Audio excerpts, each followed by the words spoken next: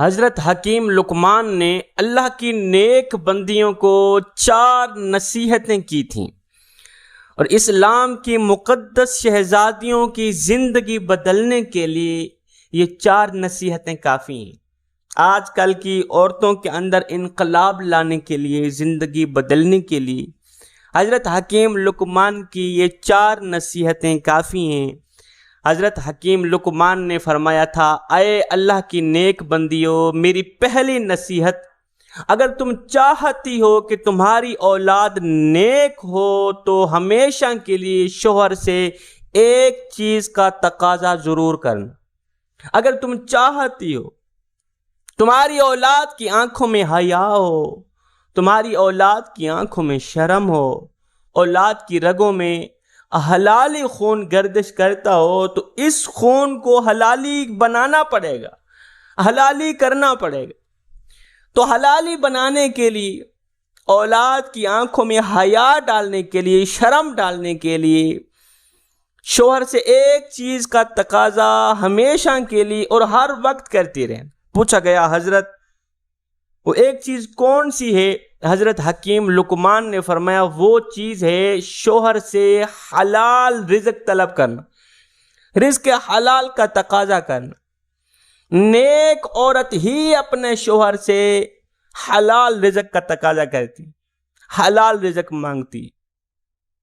آج کل کی عورت کہتی ہے اپنے شوہر کو، او میاں فلاں عورت کا شوہر مہینے میں 2 لاکھ کماتا ہے اور تو 10,000 کماتا ہے، تو 2 لاکھ کیوں نہیں کما لیتا؟ اے اسلام کی مقدس شہزادی، وہ حرام کی کمائی سے 2 لاکھ کماتا ہے، تیرا شوہر حلال کی کمائی سے 10,000 کماتا ہے۔ ان دونوں میں فرق کیا ہے؟ فرق یہ ہے، جو حرام کی کمائی سے 2 لاکھ کماتا ہے، اس کے اندر جھانک کر کے دیکھنا، اس کے گھر کا ذرا چکر لگا کے آیا نا، گھر دکھوں سے بھرا ہوا ہے، پریشانیوں اور ٹینشنوں سے بھرا ہوا ہے۔ اس کا گھر جو مہینے میں 2 لاکھ حرام کی کمائی سے کماتا ہے، 2 لاکھ تو کماتا ہے، اس کا گھر دکھوں سے، ٹینشنوں سے، پریشانیوں سے بھرا ہوا ہے، دل ہر وقت پریشان رہتا ہے۔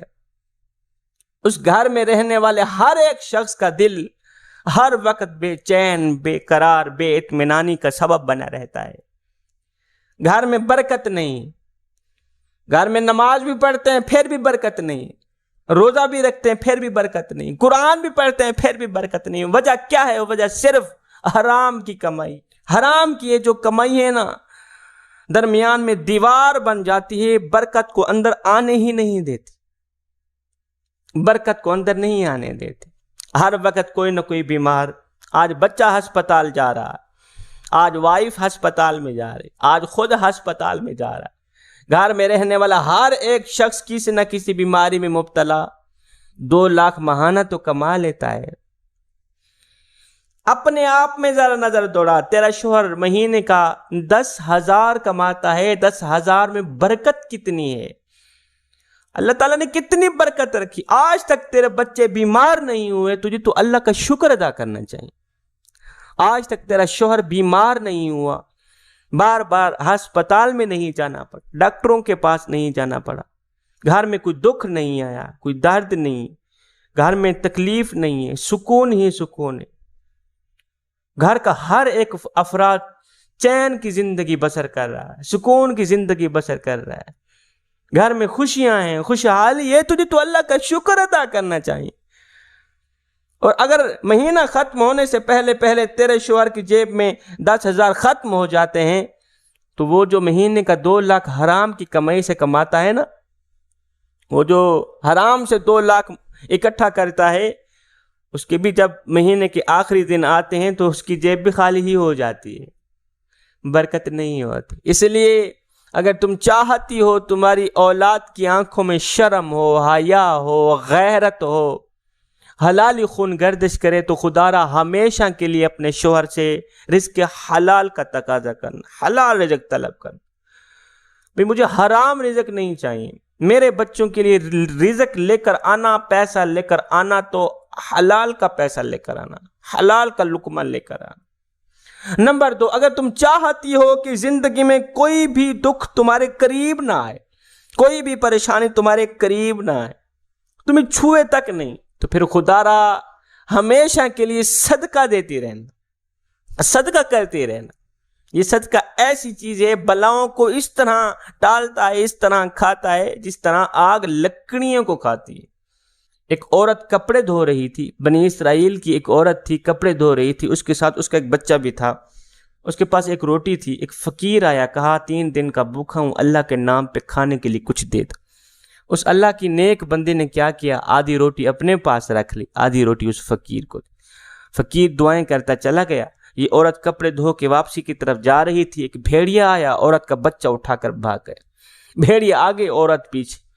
اچانک اس عورت نے دیکھا کہ ایک درخت سے ایک نوجوان بہت بڑا شخص نمودار ہوا ہے، اونچے قد والا، موٹا تازہ طاقتور نمودار ہوا ہے۔ اس نے اس بھیڑیے کو پکڑا، زمین پہ پٹک دیا، اس کے بیٹے کو اٹھایا، ماں کو دے دیا۔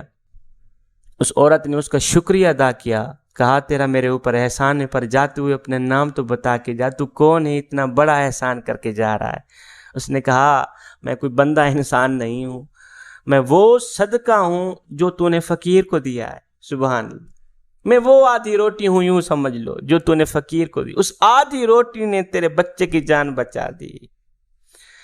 تو صدقہ بلاؤں کو اس طرح ٹالتا ہے، اس طرح کھاتا ہے، تکلیفوں کو، دردوں کو، پریشانیوں کو، بیماریوں کو اس طرح کھاتا ہے جس طرح آگ لکڑی کو کھاتی۔ اسی لیے اگر تم چاہتی ہو زندگی میں کوئی بھی دکھ تمہارے نزدیک نہ آئے تو صدقہ دینے میں دیر مت کرنا۔ فرمایا میری تیسری نصیحت، اگر تم شوہر کے گھر میں خوش رہنا چاہتی ہو، خوش رہنا چاہتی ہو، ساری زندگی کے لیے خوش رہنا چاہتی ہو، اگر تم چاہتی ہو شوہر تم پہ ناراض نہ ہو، تمہیں دکھ نہ دے، تمہیں تکلیف نہ دے، تمہاری بے عزتی نہ کرے، تمہیں ہر وقت پیار سے رکھے، محبت سے رکھے، تو خدا را شوہر کے گھر اپنی ساس کی اور سسر کی، اللہ رسول کی رضا کے لیے ان کی خدمت کرتے رہنا۔ ساس اور سسر سے پیار کرنا، اپنے ماں باپ سمجھ کے، اپنے والدین سمجھ کے، اللہ رسول کی رضا کے لیے ان سے اچھا سلوک کرنا، یہ عمل ایسا ہے تمہارے شوہر کے دل میں اس طرح محبت ڈال دے گا کہ ساری زندگی تمہارے سوا تمہارا شوہر کسی اور عورت کو نہیں دیکھے گا۔ میری چوتھی نصیحت، فرمایا اگر تم چاہتی ہو کہ تمہارا گھرانہ سب سے اعلیٰ ہو تو خدا را اپنی اولاد کی اچھی تربیت کرنا، مطلب اولاد کو قرآن پڑھانا، اولاد کو نماز سکھانا، اولاد کو دین کی تعلیم دے۔ اے اسلام کی مقدس شہزادی، اگر تم چاہتی ہو کہ تمہاری اولاد اللہ سے ہم کلام ہو، اللہ سے باتیں کرے، تو خدا را اپنی اولاد کو نماز سکھانا اور قرآن پڑھانا۔ وہ کیسے؟ حضرت علی رضی اللہ تعالیٰ عنہ کے پاس ایک شخص آیا، کہنے لگا حضرت آج میں نے آپ کے بارے میں ایک نئی خبر سنی۔ کہا جی کیا سنا ہے؟ کہا جی میں نے سنا ہے کہ آپ اللہ سے باتیں کرتے ہیں اور اللہ آپ سے باتیں کرتے ہیں، کیا میں نے ٹھیک سنا ہے؟ کہا جی بالکل آپ نے ٹھیک سنا۔ کہا وہ کیسے؟ کہا میاں جب میرا جی چاہتا ہے کہ میں اپنے رب سے بات کروں تو میں نماز پڑھنے لگ جاتا، اور جب میرا جی چاہتا ہے کہ میرا رب مجھ سے بات کرے تو میں قرآن اٹھاتا ہوں، پڑھنے لگ جاتا۔